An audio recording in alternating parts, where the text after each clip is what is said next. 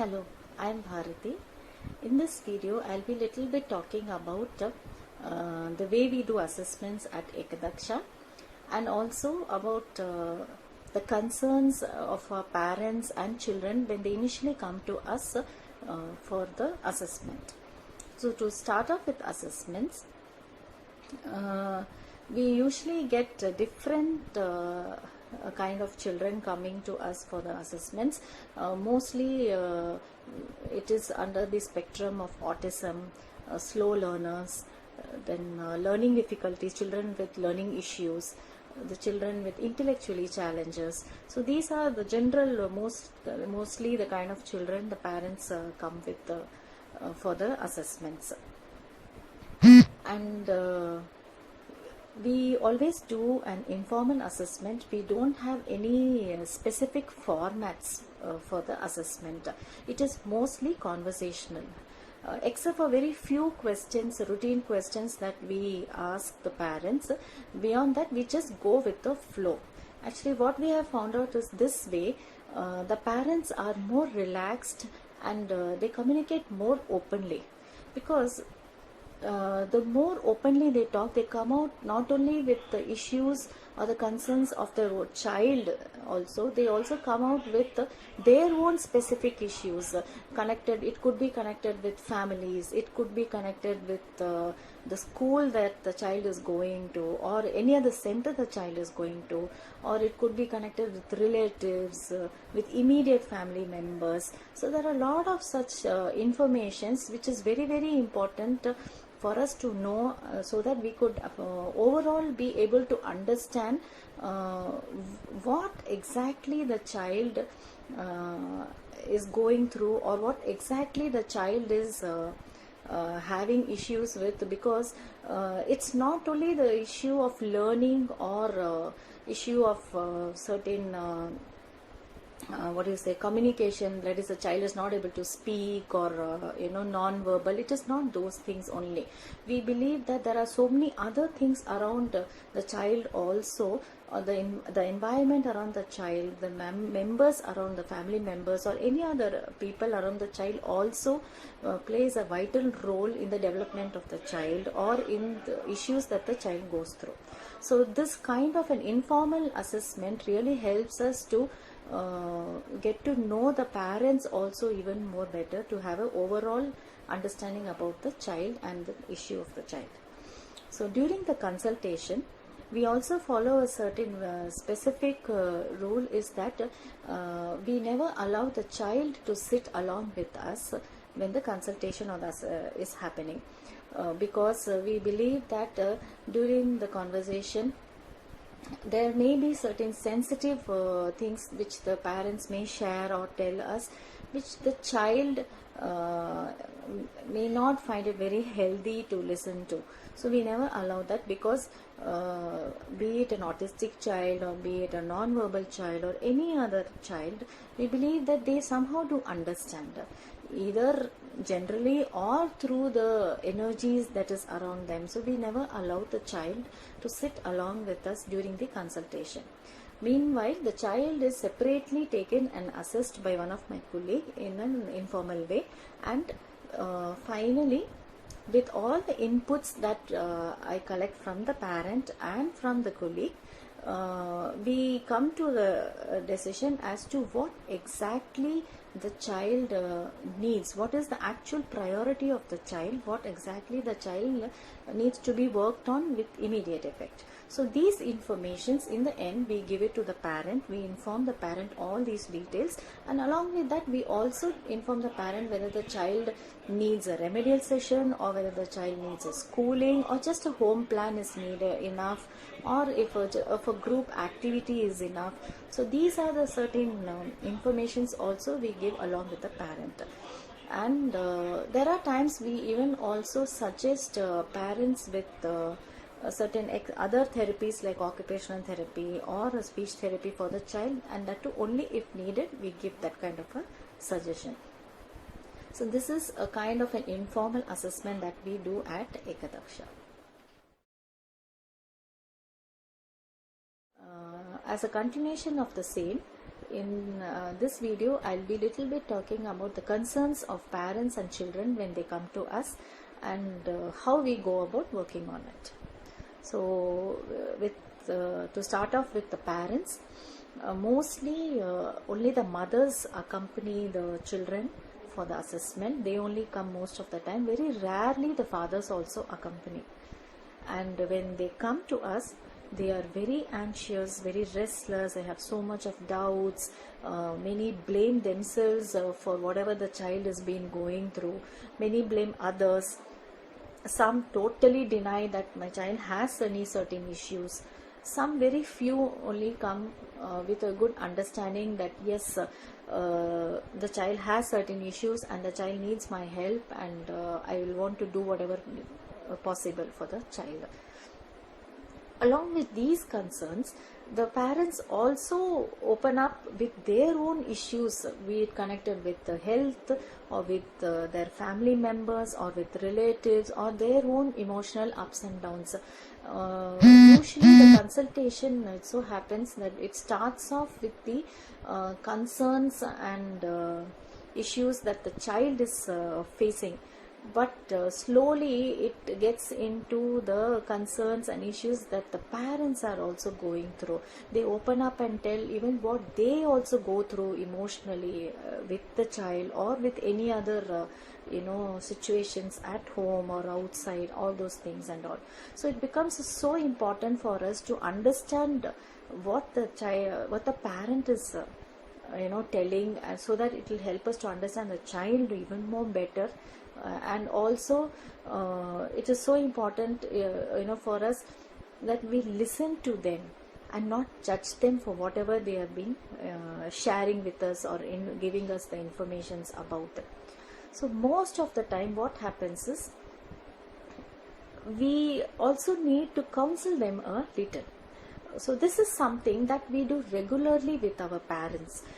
We see to it that we keep in touch with the parents, and we talk to them on a very regular basis, because this way many parents have started opening up and pouring their own emotions, which has helped them also to get more confident with themselves, and this has also helped in the improvement of their child too.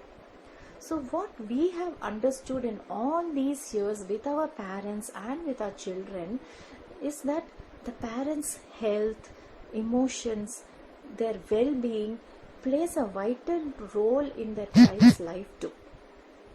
So it is of utmost importance for us to keep encouraging them, helping them, motivating them, developing their own self-esteem and confidence, their awareness, which indirectly helps in the child's development and improvement also. There has been so many such situations and such incidents in our own center with our own parents and children, where there have been certain parents who have been going through a lot of their own. They never initially, when they came to us, never had such an understanding that even my emotional well-being or my physical well-being also plays a vital role in my child's development.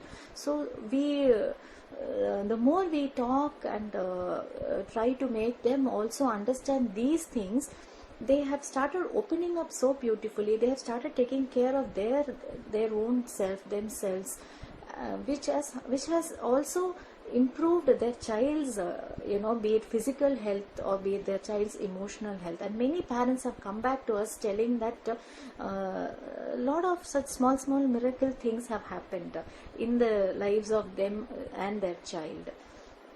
So this is something, a very beautiful process that we have come to know in all these years of our journey with our children and parents.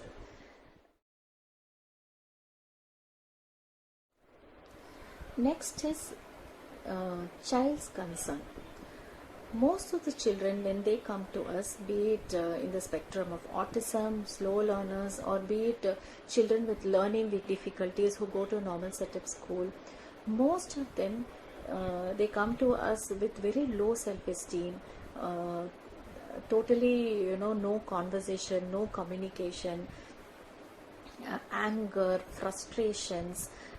These children with learning difficulties, they have already been going through a lot of bullying, a lot of demotivation in their school or other situations and surroundings, fear, no friends. So all these issues they have been carrying all these times, and when they come to us with all these things, they come to us, and no matter whatever we try to teach them, it would not at all reach them.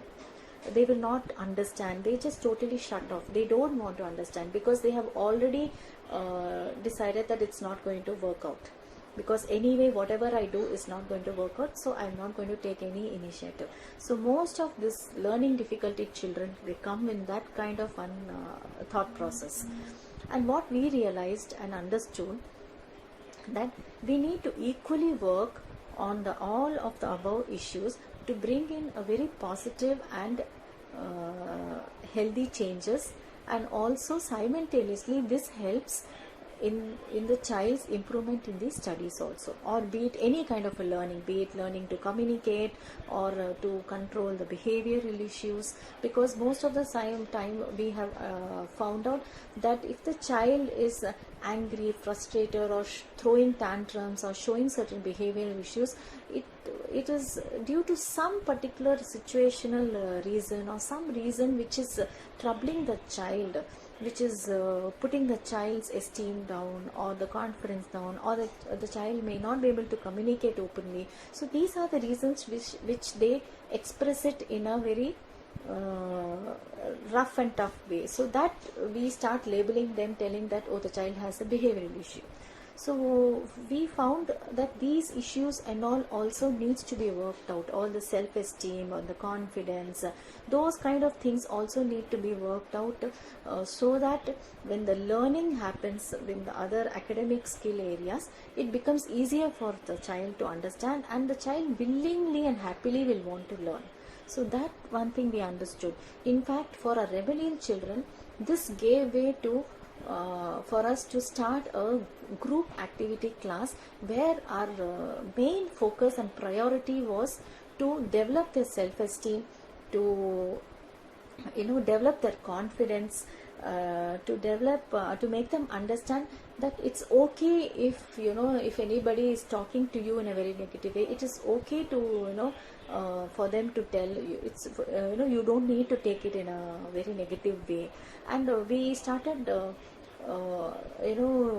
giving lots of such fun activities, which without their knowledge, actually they were learning a lot of things, how to wait for their turn, not to become very restless. And when in the group, when you're being questioned about certain things, how you can boldly try to get up and ask, and talk, or when you are given a topic, how you can boldly try to talk whatever comes in your mind about that topic. There is no right, there is no wrong. So those kind of things we started putting in their heads. And so what if you have failed? Today you have failed. Even if you have failed, in that fail, next time how much you will get? Little more better. So if you have got, like for example, just 30 or 35, it's all right, very good. Now in this 35 or 30 that you've got, in your next exam or your next test, can you at least try to get 2 more or 3 more marks? And the child thinks that these aunties are not telling me to go and get very good marks. These aunties are only trying to tell me that why don't you try to get just extra 2-3 marks? You can do, you're super good, you're a very confident boy, you can do very well. So these kind of encouragements, the child started showing so much of improvement in their learning, that next time the child would have really got at least 2 to 3 marks extra, or 5-10 marks extra. And what we started doing is, whatever that's very small, according to us actually it is a very small improvement, but for the child it's a super duper very big improvement. So that big improvement of that child, we celebrate, we exaggerate it. We have done cake cuttings, we have done all kind of appreciation days, those kind of things and all, which has literally made the child think that me, even in the fail marks, I have got little better, and that itself is a celebration. And doing this way, there have been so many incidents where, or children where they have started showing improvements in their exams, in their studies.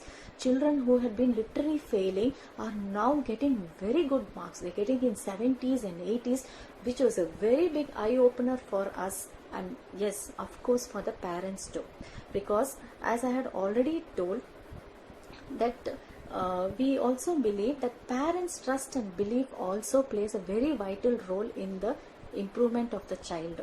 So we simultaneously, while doing this, we also interact with the parents regularly for to get them to understand and accept and encourage their child.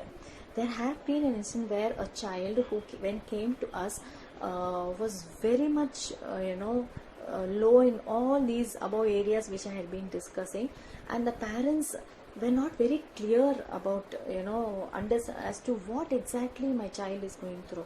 So when we started simultaneously talking and encouraging the parents and making them understand, and also working with the child alongside, today that same child is showing so much of improvements, because the parent have also started understanding. They have started giving the child a good space, that yes, you can also do, it's okay, there's nothing right, there's nothing wrong, it's all right if it is this way also. So those kind of encouragement, small only actually it is, but it was such a big thing for the child, that the child is now doing so beautifully in academics, and the child is participating in so many extracurricular activities, a lot of lovely improvements. So I would like to conclude by telling that what we have found in all these years of experiences, an wholesome approach with parents and children, together with the teachers, with the special educators, with the counselors, with the professionals, therapists. It really helps a lot in improving, developing and understanding not only each other much better, but also understanding and developing the child also. Thank you so much.